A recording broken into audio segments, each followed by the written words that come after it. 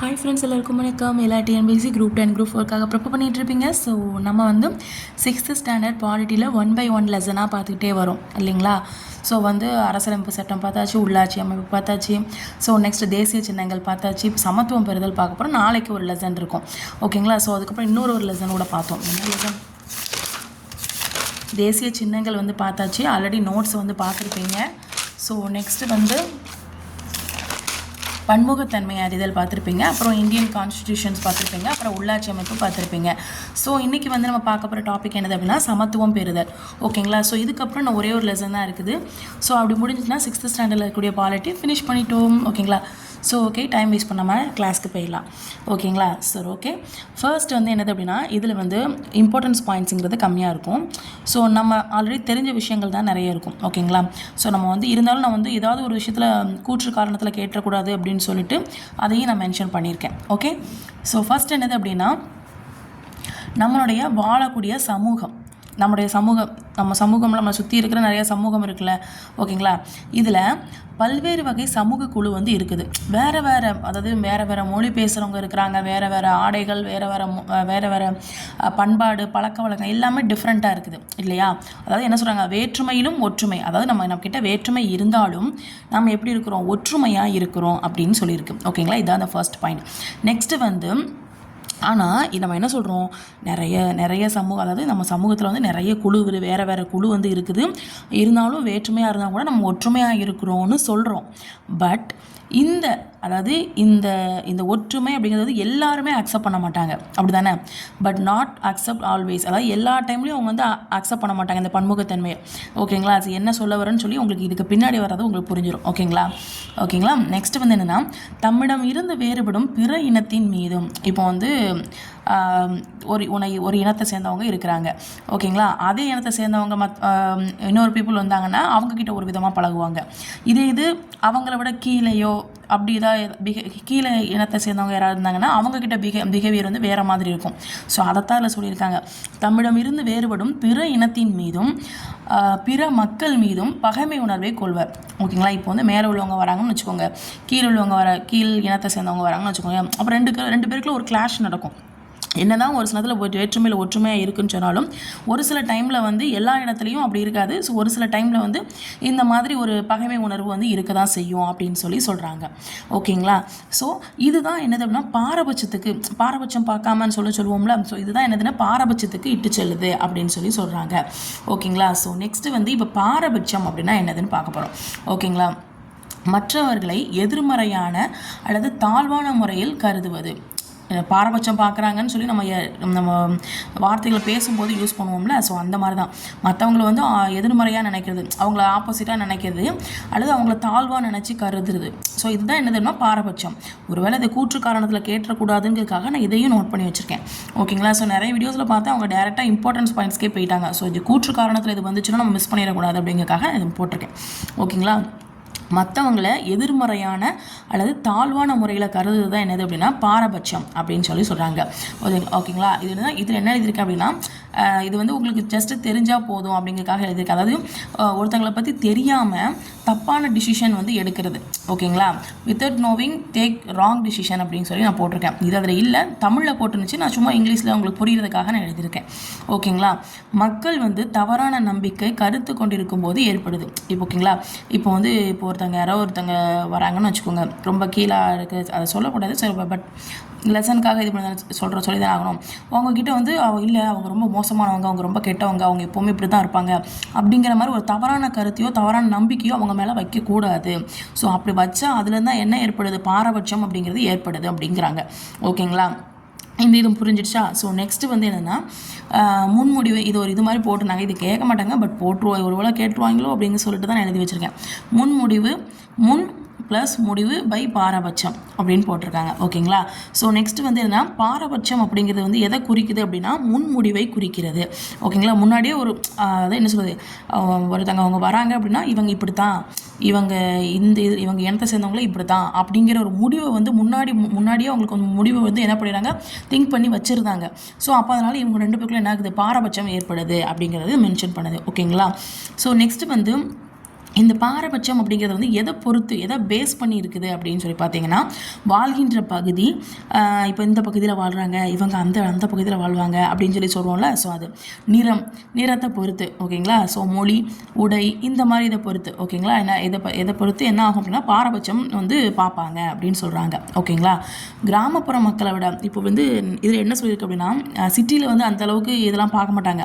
So கிராமத்தில் வந்து ரொம்ப பார்ப்பாங்க. அதை தான் இதில் மென்ஷன் பண்ணியிருக்கு. கிராமப்புற மக்களை விட நகர்ப்புற மக்களுடைய மனப்பான்மை, நடத்தை வந்து நாகரிகமாக இருக்கும்.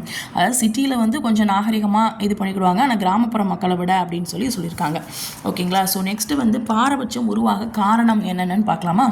இதுலேயும் கேட்டக்கூடாது கூற்று காரணங்கள்னு சொல்லிட்டு நான் அதை வந்து உங்களுக்கு மென்ஷன் பண்ணியிருக்கேன். பாரபட்சம் உருவாக காரணம் ஒன்று என்னதுன்னா சமூகமயமாக்கல், ஓகேங்களா. என்னது சமூகமயமாக்கல். அடுத்து வந்து நிர்ணயிக்கப்பட்ட நடத்தை, ஓகேங்களா. நிர்ணயிக்கப்பட்ட நடத்தை. அப்புறம் பொருளாதார பயன்கள். நெக்ஸ்ட் வந்து சர்வாதிகார ஆளுமை. நெக்ஸ்ட் வந்து இனமய கொள்கை, கட்டுப்பாடான குழு அமைப்பு, முரண்பாடுகள். இன்னொருட்ட சொல்கிறேன். சமூகமயம், அதாவது பாரபட்சம் உருவாகிறதுக்கான காரணங்கள் பார்த்தீங்க அப்படின்னா சமூகமயமாக்கல், நிர்ணயிக்கப்பட்ட நடத்தை, பொருளாதார பயன்கள், சர்வாதிகார ஆளுமை, இனமய கொள்கை, கட்டுப்பாடான குழு அமைப்பு, முரண்பாடுகள், ஓகேங்களா. ஸோ இப்போ இந்த ஒரே மாதிரியான கருத்து இதில் பார்க்க போகிறோம். ஸ்டீரியோ டைப் அப்படின்னு சொல்லுவாங்க, ஓகேங்களா. ஒரே மாதிரியான கருத்துனா என்னது ஸ்டீரியோ டைப். இப்போ பாரபட்சம் பார்க்குறோம்ல, ஸோ அதோடைய கருத்துக்கள் எல்லாமே ரொம்ப ஸ்ட்ராங்காக இருந்துச்சு அப்படின்னா அந்த ஒரே மாதிரியான கருத்து வந்து என்ன ஆகுதுன்னா வளர்ச்சி அடையுது அப்படின்னு சொல்கிறாங்க. இப்போ வந்து என்ன பண்ணுறாங்க, பாரபட்சம் பார்க்குறாங்க. இப்போ ஃபார் எக்ஸாம்பிள் இப்போ எந்த சேர்ந்தவங்க வராங்க அப்படின்னா, சார் இவங்களே இப்படித்தான்ப்பா அப்படிங்கிற மாதிரி நான் ஸ்ட்ராங்காக சொல்லிட்டேன் அப்படின்னா அதே கருத்து வந்து எல்லாருக்கிட்டையும் அப்படியே என்ன ஆயிடுச்சு, ஒரே மாதிரியாக வளர ஆரம்பிச்சிருது. ஸோ எல்லாருமே அதே மாதிரி சொல்ல ஆரம்பிச்சிட்டாங்க. இவங்க வந்தாலே இப்படி தான்ப்பா நடக்கும், இவங்க வந்தாலே இப்படி தான் சண்டை நடக்கும் அப்படிங்கிற மாதிரியே இவங்க வந்து என்ன பண்ணுவாங்க, பேச ஆரம்பிச்சிருவாங்க. அப்படிங்கிறதுக்காக சொல்கிறேன். ஒருத்தங்களை பற்றி தப்பாக நம்ம வந்து நினைக்கக்கூடாது, அவங்க அப்படி இருக்க மாட்டாங்க அப்படிங்கிறதுக்காக தான் இதை சொல்கிறாங்க, ஓகேங்களா. பாரபட்சம் பார்க்கக்கூடாது அப்படிங்கிறதுக்காக, ஓகேங்களா. ஸோ நெக்ஸ்ட்டு வந்து இப்போ ஃபார் எக்ஸாம்பிள் இப்போ வந்து பெண்கள் இருக்காங்கன்னு வச்சுக்கோங்களேன். நம்ம ஜாதி அதை விட்டுருங்க. ஸோ அதுக்கப்புறம் பெண்கள் இருக்காங்க. ஸோ பெண்கள் என்ன பண்ணுவாங்க, அவங்களாம் இந்த ஸ்போர்ட்ஸ் இதெல்லாம் வெளியிலலாம் போக மாட்டாங்கப்பா அப்படின்னு சொல்லிட்டு ஸ்போர்ட்ஸ்னாலே மென் தான் அப்படின்னு சொல்லுவாங்க. ஸோ அப்போ அது வந்து என்னென்னா ஒரே மாதிரியான கருத்து எல்லாருக்கும் தெரிஞ்சுட்டு பெண்ணுன்னா இப்படி தான் அப்படிங்கிற மாதிரி மைண்ட் கொண்டு வந்துட்டாங்க. ஸோ அதெல்லாம் மாதிரியான கருத்து, ஓகேங்களா. அந்த பாரபட்சத்தை ஸ்ட்ராங்காக அவங்க வச்சதுனால அந்த கருத்து வந்து ஒரே மாதிரியான கருத்து வந்து எல்லாருக்கிட்டையும் பரவி இருக்கு அப்படிங்கிற அந்த மீனிங், ஓகேங்களா. ஸோ நெக்ஸ்ட் வந்து என்னது அப்படின்னா, இப்போ வந்து ஒரு சின்ன ஒரு ஸ்டோரி மாதிரி சொல்லியிருப்பாங்க. ஒரு பையன் வந்து அங்கே உட்காந்து என்ன பண்ண அழுதுகிட்டு இருப்பான். ஸோ அதுக்காக சும்மா ஸ்டோரி மாதிரி எழுதியிருக்கேன். இது நீங்கள் எழுதணும் அவசியம் கிடையாது, ஓகேங்களா. அழுதுகிட்டு இருப்பான். ஸோ அப்போ இன்னொரு பையன் பார்த்து சிரிச்சிட்டு இருப்பான். ஏன் அப்படின்னா, பையன் போய் யாராவது அழுவாங்களா, அப்போ பொம்பளை பிள்ளை தான் அழுவாளா, அப்போ அவங்களோட மனசில் வந்து பொண்ணுங்க தான் எப்போ பார்த்தாலும் அழுதுகிட்டே இருப்பாங்க அப்படிங்கிற ஒரு மைண்ட் செட்டு இருக்குது. ஆம்பளை பையன் அழுதான் அது வந்து சிரிக்கிறாங்க. ஸோ அப்போ வந்து எல்லார்ட்டையும் அந்த தவறான கருத்து இருக்குது. உமன்ஸ் தான் க்ரை பண்ணுவாங்க, அழுவாங்க அப்படிங்கிற ஒரு தவறான கருத்து வந்து ஒரே மாதிரியாக இருக்குது அப்படிங்கிறதுக்காக இதை மென்ஷன் பண்ணுறாங்க, ஓகேங்களா. இப்போ ஃபார் எக்ஸாம்பிள் இப்போ வந்து டிவியில் மூவியில் என்ன போடுறாங்க அப்படின்னா ஆட் போடுவாங்க. ஸோ பைக்கு இது மாதிரி ஏதாவது வந்துச்சு அப்படின்னா அந்த விளம்பரத்துக்கு ஜென்ஸை வந்து போடுவாங்க. இது வந்து ஏதாவது பாத்திரம் ஏதாவது காமிக்கிறது, மிக்சியை காமிக்கிறது, கிரைண்டரை காமிக்கிறது, இது மாதிரினா யார் போடுவாங்க, உமனை வந்து போடுவாங்க. ஸோ அப்போ இதுதான் இந்த கருத்தை வந்து என்ன பண்ணுறாங்க, ஸ்ட்ராங்காக வந்து அவங்க வந்து என்ன பண்ணுறாங்க, பாரபட்சம் பார்த்து ஸ்ட்ராங்காக வந்து சொல்லிடுறாங்க. உடனே அந்த கருத்து எல்லாத்தையும் போயிடுது. அதுதான் இதோட மீனிங்ப்பா, ஓகேங்களா. ஸோ நெக்ஸ்ட் வந்து என்னது அப்படின்னா சமத்துவமின்மை மற்றும் பாகுபாடு, ஓகேங்களா. ஒருவர் மற்றவரை பாகுபாடுடன் நடத்துவது, அதாவது என்ன ஒருத்தவங்க வந்து இன்னொருத்தவங்களை வந்து பாகுபாடோட பாகுபாடுனா என்னது, வேறு மாதிரி நடத்துறது, ஓகேங்களா. இப்போ சாதி, ஏற்றத்தாழ்வு, மதச்சார்பின்மை, இன வேறுபாடு, பாலின வேறுபாடு, இதெல்லாம் என்ன பண்ணுவாங்க, ஏற்றத்தாழ்வு பார்க்குறாங்க. ஸோ அவங்க பாகுபாடு வந்து என்ன ஆகுது, அவங்கக்கிட்ட வந்து இன்க்ரீஸ் ஆகிட்டே இருக்குது. ஏற்றத்தாழ்வு பார்க்க பாகுபாடு, ரெண்டு பேருக்குள்ள பாகுபாடு வந்து என்ன ஆயிடுச்சு, இன்க்ரீஸ் ஆகிட்டே இருக்குது அப்படின்னு போட்டிருக்கு, ஓகேங்களா. ஆமாம், ஒருத்தங்களை வந்து ஏற்றத்தாழ்வு நம்ம நினச்சோம் அப்படின்னா இவங்க கீழே இவங்க மேலே அப்படி நினச்சோம் அப்படின்னா அவங்களுக்குள்ள ரெண்டு பேருக்குள்ள என்ன ஆகும், கிளாஷ் ஆக தான் செய்யும். ஸோ பாகுபாடு நடக்க தான் செய்யும், ஓகேங்களா. மக்களுக்கு எதிரான எதிர்மறையான செயல்களை பாகுபாடு, மக்களுக்கு எதிரான அதாவது மக்களுக்கு ஆப்போசிட்டாக இருந்துச்சுன்னா அது என்னது, பாகுபாடு அப்படின்னு சொல்கிறாங்க. நெக்ஸ்ட் வந்து சமத்துவன்மை, தீண்டாமைக்கான காரணிகள், சாதி மத அதாவது சமத்துவமின்மைக்கும் தீண்டாமைக்கான காரணிகள் என்னென்னது அப்படின்னா, நல்லா கேட்டுக்கோங்க, சமத்துவமின்மைக்கும் தீண்டாமைக்கும் காரணிகள் என்னென்னது அப்படின்னா சாதி மத பாலினம் சார்ந்து கடைபிடிக்கப்படும் பாகுபாடுகள் தான் இதோடைய காரணிகள் அப்படின்னு சொல்கிறாங்க. ஓகேங்களா. சமத்துவமின்மை தீண்டாமைக்கான காரணிகள் பார்த்தீங்க அப்படின்னா சாதி மத பாலினம் சார்ந்து கடைபிடிக்கப்படும் பாகுபாடுகள் தான் இதோடைய காரணம் அப்படின்னு சொல்கிறாங்க. நெக்ஸ்ட் வந்து வெள்ளை கருமை நிற வேறுபாடு, இது ஒயிட்டாக இருக்கவங்க கருப்பு நிறத்தவர்கள் அப்படின்னு சொல்லி பிரித்தாங்களா. ஸோ அது நெக்ஸ்ட் வந்து சாதி மத பாலினம் இந்த கூறுகளால், நெக்ஸ்ட் வந்து இந்த மாதிரி விஷயங்களால் கிடைக்க வேண்டிய வாய்ப்புகளோ இல்லை சம உரிமையோ என்ன ஆயிடுச்சு அப்படின்னா, அதாவது சமநிலைப்பாடு பாதிக்கப்பட்டவர்களுக்கு மறுக்கப்படுகிறது. இந்த மாதிரி இவங்க வந்து என்ன பண்ணாங்க, ஜாதி மதம் வெள்ளை கருப்பு அப்படின்னு சொல்லி பார்க்கறதுனால அவங்களுக்கு கிடைக்கக்கூடிய இந்த வாய்ப்புகளும் உரிமைகளும் என்ன பண்ணலாம், மறுக்கப்படுது அப்படின்ற மாதிரி சொல்கிறாங்க. ஓகேங்களா. பாதிக்கப்பட்டவங்களுக்கு மறுக்கப்படுது அப்படின்னு சொல்கிறாங்க. ஓகேங்களா. ஸோ இனவெறிக்கு முடிவு. தென்னாப்பிரிக்காவில் முன்னாள் அதிபராக இருக்கக்கூடிய நெல்சன் மண்டேலா. ஓகேங்களா. ஸோ அவர் வந்து என்ன பண்ணுறாரு, கிட்டத்தட்ட 27 வருஷம் 27 வயசில் என்ன பண்ணுறாரு அப்படின்னா ஜெயிலுக்கு வந்து போயிடறாரு. 1990 வந்து ரிலீஸ் ஆகிறாரு. 27 வயசில் ஜெயிலுக்கு போகிறாரு. ஸோ 1990 வந்து என்ன ஆகுது, ரிலீஸ் ஆகிறாரு. தென்னாப்பிரிக்காவில் இனவெறிக்கு ஒரு முடிவு கட்டுவர்னு பார்த்தோன்னா அது வந்து நெல்சன் மண்டேலா தான். ஓகேங்களா. தென்னாப்பிரிக்காவில் இனவெறிக்கு முடிவு கட்டியவர் யார், நெல்சன் மண்டேலா. ஸோ நெக்ஸ்ட் வந்து தென்னாப்பிரிக்காவில் பார்த்தீங்க அப்படின்னா உலகளவில் அமைதி நிலவும் மனித உரிமைகளுக்கான போராட்டத்தில் முன்னோடியாகவும் திகழ்ந்தார். யார், இந்த நெல்சன் மண்டேலா. ஓகேங்களா. அமைதியாக இருக்கணும். இந்த ஒரு தென்னாப்பிரிக்கா ஃபுல்லாக உலகத்தில் எல்லா இடத்துலையும் உலகத்தில் இருக்க எல்லா இடத்துலையும் அது மாதிரி தென்னாப்பிரிக்காவிலையும் என்ன பண்ண உலகளவில் அமைதியாக இருக்கணும். அது மட்டும் இல்லாமல் மனித உரிமைகளுக்கான போராட்டத்துக்கு இவர் முன்னோடியாக இருந்திருப்பார். ஸோ இப்போ வந்து இந்தியன் கான்ஸ்டியூஷனில் சட்டப்பிரிவு பார்த்தீங்கன்னா 15(1). ஸோ இது என்னதுன்னா, குழந்தைகளுக்கு எதிராக மதம் இனம் ஜாதி பாலினம் பிறப்பிடம் என்ற அடிப்படையில் பாகுபாடு பார்க்கக்கூடாது. இப்போ 15 வயசு அப்படின்னாலே சின்ன பிள்ளைங்க தான் சொல்லுவோம். ஏன்னா 12th 11th அந்த வரைக்கும் நம்ம என்ன சொல்ல சின்ன பிள்ளைங்க தான் சொல்லுவோமா. ஸோ அவங்கக்கிட்ட வந்து என்ன பண்ணக்கூடாது, ஜாதி மதம் பார்க்கக்கூடாது அப்படின்னு சொல்லி ஞாபகம் வச்சுக்கோங்க. ஓகேங்களா. நெக்ஸ்ட் வந்து ஒரு நாளும் ஜாதி மதம் பார்க்கக்கூடாது. அப்போ என்னது, 15(1) சட்டப்பிரிவு வந்து சொல்லுது, ஜாதி மதம் இனம் பாலிடம் இருப்பிடம் பிறப்பிடம் எதுவும் பாகுபாடு பார்க்கக்கூடாது அப்படின்னு சொல்கிறாங்க. நெக்ஸ்ட்டு வந்து சாதி பாகுபாடு பார்த்தீங்க அப்படின்னா, இப்போ இந்தியாவில் எடுத்துக்கிட்டிங்க அப்படின்னா சமத்துவமின்மையாக இருக்குது, பாகுபாடோடு இருக்குது. இதுக்கு காரணம் என்னது, ஜாதி முறை. ஜாதினால தானே என்ன இருக்குது, சமத்துவம் இல்லாமல் இருக்கிறோம். ஸோ பாகுபாடோடு இருக்கிறோம் நம்ம. ஸோ அதனால் சொல்கிறாங்க. சாதி படிநிலை உருவாக்கம் பார்த்தீங்க அப்படின்னா எப்போ வந்து ஸ்டார்ட் ஆச்சு அப்படின்னா வேதகால ஆரிய சமுதாயத்தில் நிலவிய வர்ண அமைப்பிலிருந்து அப்போ தான் ஸ்டார்ட் ஆச்சான். அப்போ வந்து என்ன பண்ணாங்க அப்படின்னா தொழிலை பேஸ் பண்ணி என்ன பண்ணாங்க, பிரித்தாங்களாம். இந்த தொழில் செய்கிறவங்க அவங்க அந்த தொழில் செய்கிறவங்க, இவங்க இந்த இதை செய்கிறவங்க அப்படிங்கிற மாதிரி. இந்த தொழில் செஞ்சாங்கன்னா அவங்க உயர்ந்த இது, இந்த தொழில் செஞ்சால் அவங்க தாழ்ந்த, அந்த மாதிரி வந்து அப்போவே வந்து ஸ்டார்ட் பண்ணாங்க அப்படின்னு சொல்கிறாங்க. வேதகால ஆரிய சமுதாயத்திலேருந்து அந்த வர்ண அமைப்பிலிருந்து. ஓகேங்களா. ஸோ நெக்ஸ்ட் வந்து என்னது அப்படின்னா இதுக்கப்புறம் வந்து என்ன ஆயிடுச்சு அப்படின்னா பிறப்பை பேஸ் பண்ணி, ஸோ இந்த ஜாதியில் அவங்க வந்து பிறந்திருக்காங்க, அந்த ஜாதியில் பிறந்திருக்காங்க, ஸோ அப்படி வச்சு இது பண்ணுவாங்க. ஸோ நெக்ஸ்ட் வந்து இப்போ என்ன பண்ணுறாங்க, சாதிமுறை ஒழிப்புக்காக தீவிரமாக போராடினது யார் தெரியுமா, அம்பேத்கர் அப்படின்னு சொல்கிறாங்க. அதுக்காக தான் நம்ம இந்தியன் கான்ஸ்டியூஷனே கொண்டு வந்தாங்க. ஓகேங்களா. நெக்ஸ்ட் வந்து பாலின பாகுபாடு பார்த்தீங்க அப்படின்னா ஆண்கள் பெண்கள் இவங்க 2 பேருக்கு இடையில பார்த்தீங்க அப்படின்னா உடல்நலம் கல்வி பொருளாதாரம் அரசியல் சமத்துவமின்மை இது மாதிரி இது எல்லாமே உங்களுக்கு இடையில வந்து இருக்கும். ஓகேங்களா. உடல்நலம் கல்வி பொருளாதாரம் அரசியல் சமத்துவமின்மை. ஸோ இப்போ வந்து ஃபார் எக்ஸாம்பிள் இதுக்கான எக்ஸாம்பிள் கொடுக்குறாங்க. இப்போ வந்து உமன் இருக்காங்க. ஸோ வந்து என்ன பண்ணுறாங்க, முந்திலாம் ஸ்கூல் போகிறாங்க, அப்புறம் காலேஜ் வந்து போகக்கூடாது அப்படின்னு சொல்லி நிப்பாட்டிடுவாங்க. இது மென்னாக இருந்துச்சுன்னா என்ன பண்ணுவாங்க, நீ காலேஜுக்கு போ, நீ வேலைக்கு போ அப்படின்னு சொல்லி எல்லா இதையும் கொடுக்குறாங்க. ஸோ அப்போ இந்த இடத்துல பெண்ணுக்கும் ஆணுக்கும் என்ன பாலின பாகுபாடு வந்து ஏற்படுது அப்படிங்கிறத மென்ஷன் பண்ணியிருக்காங்க. ஸோ நெக்ஸ்ட் வந்து மத பாகுபாடு சொல்லி பார்த்தீங்க அப்படின்னா நம்பிக்கையின்படி தனிநபர் குழு மீது வித்தவுட் சமத்துவம், அதாவது எந்த ஒரு இதுவும் இல்லாமல் இவங்க வந்து இந்த மதத்தில் வந்தவங்க இப்படி தான், அது ஒரே இதை தான் அவங்க சொல்லிக்கிட்டே இருப்பாங்க. அந்த மதம் ஜாதி இதை பார்த்து அவங்க எந்த ஒரு இதுவும் இல்லாமல் அவங்க வந்து என்ன பண்ணுறாங்கன்னா அவங்கக்கிட்ட வந்து தவறான ஒரு எண்ணத்தை வந்து வைக்கிறாங்க. ஸோ அதையே எல்லோரும் ஃபாலோ பண்ணுறதுனால அது அப்படியே ஆயிட்டு அப்படிங்கிற மாதிரி சொல்லியிருக்காங்க. ஓகேங்களா. இந்த மத பாகுபாடு நம்பிக்கையின்படி பார்த்தீங்க அப்படின்னா ஒரு தனிநபர் குழு மீது வந்து என்ன பண்ணுவாங்க அப்படின்னா சமத்துவம் இல்லாமல் இருப்பாங்க அப்படின்னு சொல்கிறாங்க. ஓகேங்களா? ஸோ அதனால் ஜாதி மதம் மொழி இந்த மாதிரி காரணங்களால் என்ன ஆகுது, சமத்துவம் வந்து மறுக்கப்படுது அப்படிங்கிறாங்க.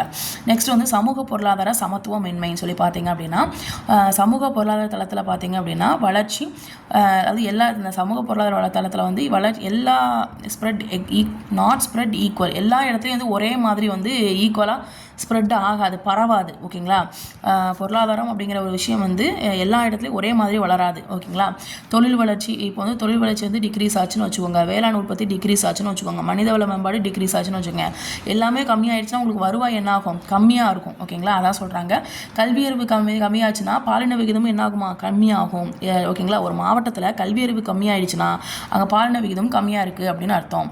ஓகேங்களா? சமத்துவமின்மை பாகுபாடுன்னு சொல்லி பார்த்தீங்க அப்படின்னா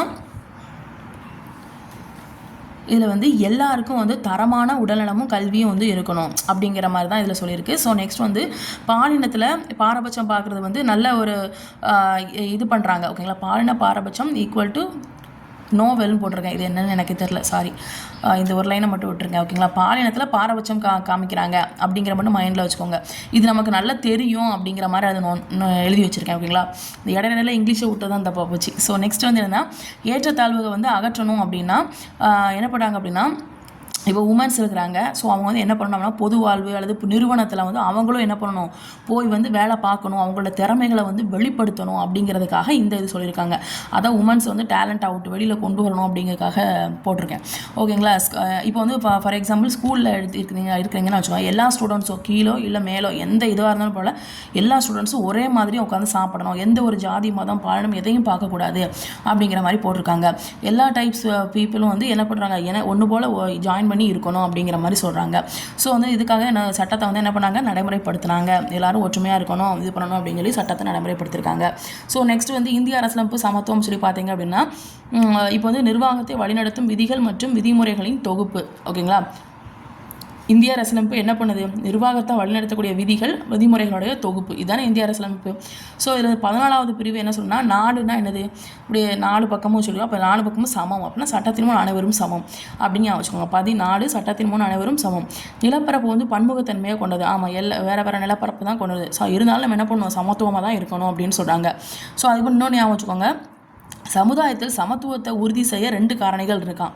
ஒன்று என்ன பண்ணணும்னா பன்முகத்தன்மைக்கு நம்ம மதிப்பு கொடுக்கணும். ஓகேங்களா? ஏன்னா வேறு இனத்தவர்கள் வேறு நிறத்தை சேர்ந்தவங்க இப்படி எல்லாம் இருந்தாலும் அவங்களுக்கு வந்து என்ன பண்ண மதிப்பு கொடுக்கணும் அப்படின்னு சொல்லுவாங்க. நம்மளோட சுதந்திரத்தை வந்து என்ன பண்ணணும், உறுதிப்படுத்தணும் அப்படின்னு சொல்லி சொல்கிறாங்க. ஸோ நெக்ஸ்ட் வந்து என்னது அப்படின்னா இந்த 2 பேஜ் மட்டும்தான்.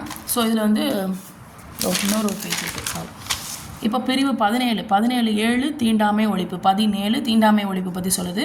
ஸோ இப்போ வந்து உமன்ஸ் எடுத்துக்கிட்டிங்க அப்படின்னா விவசாயிகள் பழங்குடியினர் அதாவது பெண்களும் சரி விவசாயிகளும் சரி பழங்குடியினரும் சரி இன்னும் வந்து இந்தியாவில் வந்து என்ன பண்ணுறாங்க, தங்களோட சமத்துவத்திற்காக என்ன பண்ணிட்டு இருக்காங்க, போராடிட்டே தான் இருக்காங்க. இன்ன வரைக்கும் அந்த உமன்ஸ்க்கு வந்து ஃபுல் ஃப்ரீடம் அப்படிங்கிறது வந்து கிடைக்க மாட்டேங்குது.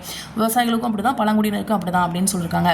நெக்ஸ்ட் வந்து இப்போ வந்து இந்திய அரசு ஃபஸ்ட்டில் என்ன சொல்லியிருப்பாங்க, இந்திய மக்களாகிய நாம் அப்படின்னு சொல்லி ஃபஸ்ட் ஸ்டார்ட் பண்ணியிருக்கோம். ஸோ அதில் என்னென்ன தீர்மானம் இருக்கும், ஸோ வந்து இறையாண்மை மிக்க சமதர்ம மக்களாட்சி மதச்சார்பற்ற மக்களாட்சி குடியரசு, இதில் வந்து அதில் மிக்ஸ் பண்ணியே தான் போட்டிருப்பாங்க. அதனால் நான் அப்படி எழுதியிருக்கேன். ஓகேங்களா? நீங்கள் வந்து கரெக்டான ஆர்டரில் எழுதிக்கோங்க. நெக்ஸ்ட் வந்து எல்லா மக்களுக்கும் என்னென்னலாம் கிடைக்கணும், சமூக பொருளாதார அரசியல் நீதி கிடைக்கணும், சுதந்திரமான முறையில் வெளிப்பாடு இருக்கணும். நெக்ஸ்ட் வந்து நம்பிக்கை விசுவாசம் அப்புறம் வழிபாடு. நெக்ஸ்ட் வந்து தகுதி வாய்ப்பு இதை பொறுத்து எல்லாத்துக்கும் சமத்துவமாக இருக்கணும்.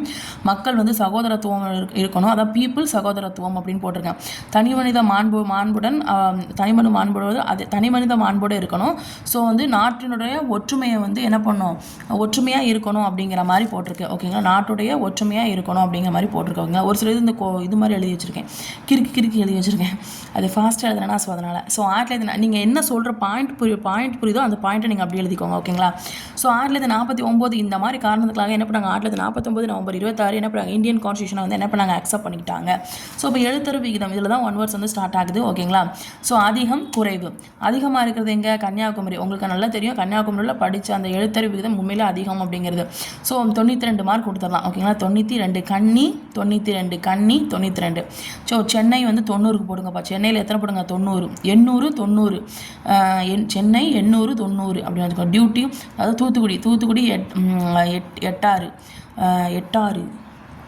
தூத்துக்குடி தூத்து 86. ஓகேங்களா, தூத்து 86. நீலகிரி 85. நீலகிரி 85. குறைவாக இருக்கிறது பார்த்தீங்கன்னா அப்படின்னா தர்மம். உங்ககிட்ட காசு கம்மியாக இருந்தால் தர்மம் போடுவியா? போட மாட்டேன். ஸோ தருமபுரி 64. அரியலூர் 71. 71. விழுப்புரம் 7. ஸோ 72. கிருஷ்ணாக்கு 72. ஓகேங்களா. நெக்ஸ்ட் வந்து பாலின விகிதம் 2011 கணக்கெடுப்பும்படி 1000 ஆண்களுக்கு நிகரான பெண்களுடைய எண்ணிக்கைன்னு பார்த்தீங்க அப்படின்னா டிஸ்ட்ரிக்ட் அதிகமாக இருக்கிறது, குறைவாக இருக்கிறது. நீலகிரியில் பார்த்தீங்க அப்படின்னா 104. தஞ்சாவூரில் இது வந்து ஆண்களுக்கு நிகரான பெண்களுடைய எண்ணிக்கை அதிகமாக இருக்கிறது நீலகிரியில், கம்மியாக இருக்கிறது தருமபுரியில். எழுத்தறிவும் கம்மி தான், பெண்களோட இந்த இதுவும் கம்மி தான். நீலகிரி வந்து 104, சாரி தப்பாக பேசிட்டேன், சாரி 1041, சாரி. தஞ்சாவூர் வந்து 1031, நாகப்பட்டினம் 1025. காவாசி நாகா வந்து என்ன பண்ணிச்சோம்? கொத்திட்டு போயிட்டு. ஓகேங்களா. அல்லது கால்னா எனது காவாசி தானே, காலில் நாகப்பாம்பு கொத்திட்டு போயிட்டு. ஸோ தூத்துக்குடி திருநெல்வேலி 1024. நெக்ஸ்ட் வந்து தருமபுரி வந்து 946. நெக்ஸ்ட் வந்து சேலம் வந்து 954. கிருஷ்ணகிரி 956. ராமநாதபுரம் 977. ஓகேங்களா. இப்போ அப்துல் கலாம் பற்றி பார்க்க போகிறோம். இவருடைய ரியல் நேம் என்னென்னா அவுல் பகி ஜெயினுல் அப்தீன் அப்துல் கலாம். ராமேஸ்வரத்தை சேர்ந்தவர், தமிழகத்தை சேர்ந்தவர். ஸோ இஸ்லாமிய ஃபேமிலி. இந்தியாவில் 11வது குடியரசுத் தலைவராக இருந்திருக்கிறாரு. இவர் மக்களணி குடியரசுத் தலைவர்னு சொல்லி எல்லாருனாலும் அழைக்கப்படுறாரு. ஸோ நெக்ஸ்ட் வந்து ராமநாதபுரத்தில் ஃபஸ்ட்டு ஸ்கூலில் படிச்சிருக்காரு. ஸோ திருச்சி ஜெயின்ஸ் ஜோசப் காலேஜில் வந்து தன்னோட பட்டப்படிப்பை முடிச்சிடுறாரு. ஸோ சென்னை தொழில்நுட்ப கல்லூரியில் விண்வெளி பொறியியல் அப்படிங்கிறது அதை வந்து படிக்கிறாரு. படித்து முடிச்சதுக்கு அப்புறமா பாதுகாப்பு ஆராய்ச்சி மற்றும் மேம்பாடு நிறுவனத்தில் வந்து என்ன பண்ணுறாரு அப்படின்னா வேலை பார்க்குறாரு. ஓகேங்களா. ஸோ நெக்ஸ்ட் வந்து இவர் யங் ஏஜில் ரொம்ப ஏழ்மை குடும்பத்தை சேர்ந்தவர் தான். நெக்ஸ்ட் வந்து இவர் என்ன பண்ணுறாரு, நியூஸ் பேப்பரை வந்து என்ன பண்ணார் விற்று அதன் மூலமாக இது பண்ணிட்டு இருந்தார். ஸோ நிறைய நூல்கள் வந்து ரைட் பண்ணியிருந்தார். இந்தியா 2020, அக்னி சிறகுகள், எழுச்சி தீபங்கள், தி லுமினஸ் ஸ்பார்க், அப்புறம் மிஷன் இந்தியா, இதெல்லாம் இவர் எழுதிய நூல்கள். நெக்ஸ்ட் வந்து உயர்ந்த விருதுன்னு சொல்லி பார்த்தீங்கன்னா பாரத ரத்னா விருது 1997 வாங்கியிருக்கிறாரு. நிறைய விருதுகள் வாங்கியிருக்கிறாரு. இந்தியாவுடைய ஏவுகணை மனிதர் அப்படின்னு சொல்லி அழைக்கிறாங்க. ஸோ நெக்ஸ்ட் வந்து பார்த்தீங்கன்னா விஸ்வநாத ஆனந்த். இவர் வந்து பார்த்தீங்க அப்படின்னா விஸ்வநாதன் செஸ். ஓகேங்களா. So Chennai middle class family தான். ஸோ அம்மா வந்து செஸ்ஸில் இன்ட்ரெஸ்ட்டாக இருக்கிறதுனால இவர் வந்து 5 வயசில் என்ன பண்ணுறாங்க, கற்றுக் கொடுக்க வச்சுட்டாங்க. ஸோ 2000, 2007, 2008, 2010, 2012 எல்லாத்துலேயும் நம்ம வேர்ல்டு சாம்பியன்ஷிப் வாங்கிட்டார். ஸோ ஏஜ் 14, தன்னுடைய 14 வயசில் உலக இளையவர் சதுரங்க போட்டியில் சாம்பியன்ஷிப் வாங்கிட்டார். ஸோ இந்தியாவுடைய ஃபர்ஸ்ட் கிராண்ட் மாஸ்டர் அப்படின்னு சொல்லி சொல்கிறாங்க. நெக்ஸ்ட் வந்து விளையாட்டு வீரருக்கான உயரிய விருது கொடுப்பாங்க. ஸோ அது என்ன, ராஜீவ் காந்தி கேல் ரத்னா விருது 1992 வந்து வாங்கிட்டாரு. அதுவும் ஃபஸ்ட்டு வாங்கியிருக்காரு. ஸோ 2007 பார்த்தீங்க அப்படின்னா செகண்ட் உயரிய விருதான பத்ம விபூஷன் வந்து வாங்கியிருக்காரு. ஸோ நெக்ஸ்ட் வந்து செல்வி இளவழகி. இவங்க வந்து சென்னையை சேர்ந்தவங்க, வியாசர்பாடியை சேர்ந்தவங்க, ஏழ்மைய குடும்பத்தை சேர்ந்தவங்க தான். அப்பா வந்து ஆட்டோ ஓட்டிகிட்டு இருக்காங்க. ஸோ 2008 பார்த்தீங்க அப்படின்னா ஃப்ரான்சிஸ் கேனஸ் நகர், அதாவது பாலிஸ் தேஸ் விழா போட்டி வந்து நடந்திருக்கு. ஸோ அந்த இடத்துல வந்து ஃபஸ்ட்டு கேரம் சாம்பியன் ஆகியிருக்கிறாங்க. அதே வருஷம் வந்து தேசிய அளவில் கேரம் போட்டி நடந்திருக்கு. ஸோ அதனால் இதுக்கு முன்னாடி சாம்பியன்ஷிப் வாங்கின ரேஷ்மி குமாரின்னு சொல்லியிருக்காங்க. அவங்கள தோற்கடித்து இவங்க ஜெயிச்சிருக்கிறாங்க. ஓகேங்களா. ஸோ நெக்ஸ்ட் வந்து மாரியப்பன் சொல்லி பார்த்தீங்க அப்படின்னா இவர் தமிழ்நாட்டை சேர்ந்தவர். ஸோ நெக்ஸ்ட் வந்து சேலம் டிஸ்ட்ரிக்ட். இவங்களுடைய அம்மா வந்து செங்கல் சூளையில் வேலை பார்க்குறவங்க, சிங்கிள் மம்மி. ஸோ வந்து வெஜிடபிள்ஸ் இதெல்லாத்தையும் சேல்ஸ் பண்ணிட்டு இருந்தாங்க. பர் டேக்கு 100 தான் அந்த மாதிரி காசு வரும். ஸோ அதை வச்சு தான் அவங்க வந்து என்ன பண்ணுறாங்க, அவங்க வாழ்க்கையை ஓட்டிகிட்டு இருந்தாங்க. ஸோ ஒரு தடவை ஒரு ஆக்சிடென்ட் ஆயிடுச்சு. ஸோ அதனால் இந்த பையனுக்கு வந்து என்ன ஆச்சு, கால் வந்து பாதிப்படைஞ்சிட்டு ஸ்கூல் வந்து அந்த அளவுக்கு முடிக்க முடியல, ஓரளவுக்கு முடிச்சிட்டான். ஓகேங்களா. ஸோ ரொம்ப இதாக படிக்க முடியல. ஸோ ஓரளவுக்கு தக்கி முடிச்சிட்டாங்க. ஸோ அவன் வந்து என்ன சொல்கிறான், மற்ற மாணவர்களை விட வேறுபாடு கொண்டவன் என என்றைக்குமே நான் நினச்சது கிடையாது, நானும் மற்ற பசங்க மாதிரி தான் அப்படின்னு சொல்லி நினச்சாரு யார், இந்த மாரியப்பன். ஸோ 2014 ரியோ பாராலிம்பிக் போட்டி இது நடக்குது. ஸோ ஆண்கள் உயரம் தாண்டுதலில் T42, அதாவது 1.89 மீட்டர் வந்து உயரம் தாண்டி கோல்டு பதக்கம் வாங்கி கொடுத்துட்டாரு. ஸோ இதோட சமத்துவம் பெறுதல் முடிஞ்சு. ஸோ நாளைக்கு வந்து அடுத்த லெசன். ஸோ இந்த லெசன் எப்படியாவது படித்து முடிச்சிருங்க. ஸோ நாளைக்கு அடுத்த லெசன் முடிச்சிட்டோம் அப்படின்னா 6th standard பாலிட்டி ஃபுல்லாத்தையும் ஃபினிஷ் பண்ணிடும். ஸோ அதுக்கப்புறம் அடுத்த வாரத்தில் அது வந்து சாட்டர்டே சண்டே நல்லா படித்து முடிச்சிருங்க. ஒரு லைவ் டெஸ்ட் வந்து வருவேன். ஸோ அதை ஃபினிஷ் பண்ணிடலாம். அதுக்கப்புறம் 7th standardல இதே மாதிரி பாலிட்டி 1 by 1 படிச்சுட்டு 7th அதுக்கு அடுத்த வாரம் சாட்டர்டே சண்டே வந்து உங்களுக்கு 7th பாலிட்டியை ரிவிஷன் டெஸ்ட் பண்ணிடலாம். இது மாதிரி 8th 9th 10th வந்துட்டு கடகடன் முடிக்க ஆரம்பிச்சிடலாம். ஓகேங்களா. ஓகே, பாய், தேங்க்யூ.